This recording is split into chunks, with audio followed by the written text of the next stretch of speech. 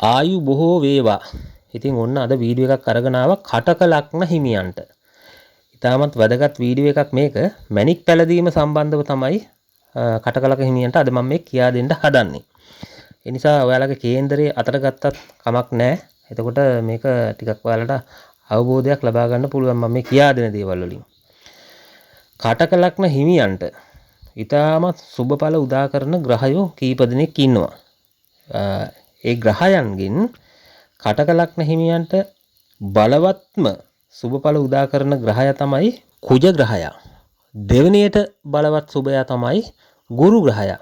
මෙන්න මේ ග්‍රහයෝ දෙන්න තමයි කටක ලග්න හිමියන්ට ඉතාමත් බලවත් විදිහට සුබඵල උදා කරලා දෙන්නේ. ඉතින් මෙන්න මේ ග්‍රහයෝ දෙන්න කුජයි ගුරුයි. ওই ග්‍රහයෝ දෙන්න ඔයාලගේ කේන්දරේ බලන්න 1 4 7 10 කියන ස්ථානවල ඉන්නවාද කියලා. 1 4 7 10 කියන ස්ථානවල ඉන්නවනම් ඊටමත් ප්‍රසත්තයි ඊටමත් සුබයි ප්‍රතිඵල වඩා වැඩි කරලා එම ස්ථාන වලින් ඔයාලට ලබා දෙනවා. හැබැයි ඒ ස්ථානය රාශිය අනුව වෙනස් වීමක් වෙන්න පුළුවන්. ඉතින් ඒ රාශිය වෙනස් වෙනකොට උච්ච බල සහිත වෙන්න පුළුවන්, සුවක්ෂේත්‍ර වෙන්න පුළුවන්, මිතුරා වෙන්න පුළුවන්, සතුරා වෙන්න පුළුවන්, සම වෙන්න පුළුවන්.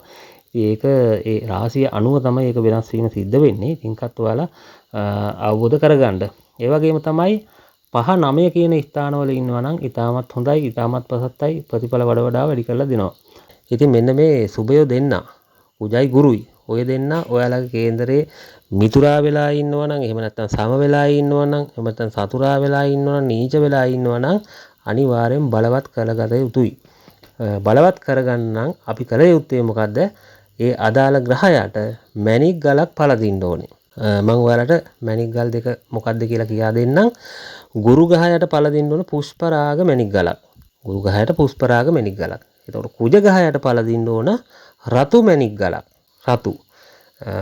හැබැයි කොරන්ඩම් කුලේ රතු ගලකට අපි කියනවා රූබි කියලා. ඉතින් ඒ මැණික් ගල තමයි කුජ ග්‍රහයට පළදින්න ඕනේ. හැබැයි ආදේශකයක් විදිහට කුජ ග්‍රහයට ගානට් මැණික් ගලක් පළදින්න පුළුවන්. නමුත් රතු රූබි කොරන්ඩම් කුලේ රූබි ගලක් පළදිනවා නම් තමයි වඩාත්ම සුදුසුයි. එතකොට පුෂ්පරාග කියන මැණික් ගලත් කොරන්ඩම් කුලයට අයිති වෙන මැණික් ගලක්. ඉතින් මේ මැණික් ගලත් ඊටමත් පිරිසුදුව හොඳ වර්ණයක් තියෙන ගලක් තමයි පළදින්න උණු කුජ ග්‍රහය බලවත් කරගන්න නම්.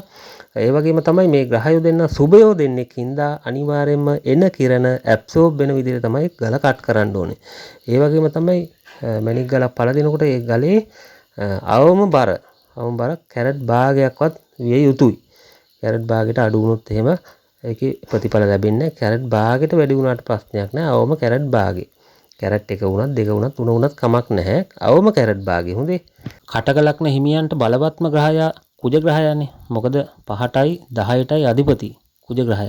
ඒ නිසා කැරට් එකක් විතර වගේ පළදින්න පුළුවන් නම් රූබි ගලක් හොඳ රූබියක් පළුදු දෝෂ නැති හොඳ වර්ණයක් තියෙන ඊටමත් සාර්ථක ප්‍රතිඵලයක් ලබා ගන්න පුළුවන්. මොකද 5ටයි 10ටයි අධිපති පස්වැන්නයි 10 වැන්නයි කියන්නේ බලවත් ස්ථාන දෙකක්. අන්න ඒ හින්දා තමයි රූබියක් පළදින්න උණු කුජ ග්‍රහයට. ගානට් එකක් පළදින්නත් පුළුවන්. මම නම් ඉතින් නිර්දේශ කරන්නේ රූබියක්ම පළදිනවා නම් තමයි ඊටමත් සුදුසු. ඊළඟට අසුබය විදිහට සලකන්න පුළුවන් සිකුරු ග්‍රහයයි බුධ ග්‍රහයයි. මේ දෙන්න පාපී ග්‍රහයෝ දෙන්නේ කටක ලග්න හිමියන්ට. ඒ වගේම තමයි සෙනසුරු ග්‍රහයයි චන්ද්‍රයයි රවි මිශ්‍ර ඵල තමයි ලබා දෙන්නේ. ඒ කියන්නේ මිශ්‍ර ඵල කියලා කියන්නේ සුභ අසුභ දෙකම මිශ්‍රව තමයි ඒ දෙන්න ලබා දෙන්නේ. ඒ තුන් දෙනා ලබා දෙන්නේ. කවුරුද? සනි, චන්ද්‍රයයි, රවි. ඔන්න ඔය තුන් දෙනාම. එතකොට අසුභය විදිහට සලකන්නේ කවුද? සිකුරුයි, බුදයි. ගොඩක් අය ඉන්නවා නවරත්න මුදු පළදින. ඉතින් නවරත්න මුද්දක් පළදින එක හොඳයි. හැබැයි මේ ග්‍රහයට අදාළ වෙන කට් එකක් තියෙනවා. මැණික් ගලක් පළදිනකොට අසුභයකට ඒ අසුභයාගෙන් එන කිරණ ශරීරයට උරා ගන්න ඇබ්සෝබ් වෙන විදිහට ගල කට් කරොත් මොකද තියෙන අපලෙත් ඩබල් වෙනවා. ඒ නිසා ඒක රීෆ්ලෙක්ට් වෙන්න තමයි ගල කට් කරලා ගල අල්ලන්න ඕන නිවැරදිව ඒ මුද්දට. එතකොට ගහයෝ 9 දෙනාටම ගල් අල්ලනකොට සුභයොන්ට ගහන්න ඕන කට් එක ඇවිල්ලා ඇබ්සෝබ් වෙන්න, අසුභයොන්ට ගහන්න ඕන රීෆ්ලෙක්ට් වෙන්න. එතකොට සමයොන්ට ගහන්න ඕන මොකද? ඒක රීෆ්ලෙක්ට් වෙන්න, ඇබ්සෝබ් වෙන්න දෙකටමද? නෑනේ. ඒ නිසා මම නම් කියන්නේ ඔයාලගේ කේන්දරේ, ඒ කියන්නේ ලග්නේ බලවත්ම ග්‍රහයෝ දෙන්න ගුරුයි කුජයි. ඒ හින්දා ගුරුයි කුජයි දෙන්න විතරක් බලවත් කරගන්න. එතකොට හොඳටම ප්‍රමාණවත්. ඔය හැමෝටම ගල් අල්ලන්න ගියපම හැම ගහයකටම අදාළ ගල පළදින්න ගියොත් එහෙම ඔයාලා අන්න එතන තමයි වරද්ද ගන්නෙ. ඒ නිසා කටකලක්න හිමියන් අනිවාර්යයෙන්ම ගුරුටයි කුජුටයි පළදින්න මැණික් ගල් දෙක පළදින්න ඔයාලගේ ජීවිතේ සාර්ථක කරගන්න පුළුවන්. ඊළඟට කටකලක්න හිමියන්ට කියන්න ඕනේ මෙන්න මේ අසුබයෝ දෙන්න ඉන්නවනේ. අසුබයෝ දෙන්න සුබස්ථාන වලට යන්න බෑ.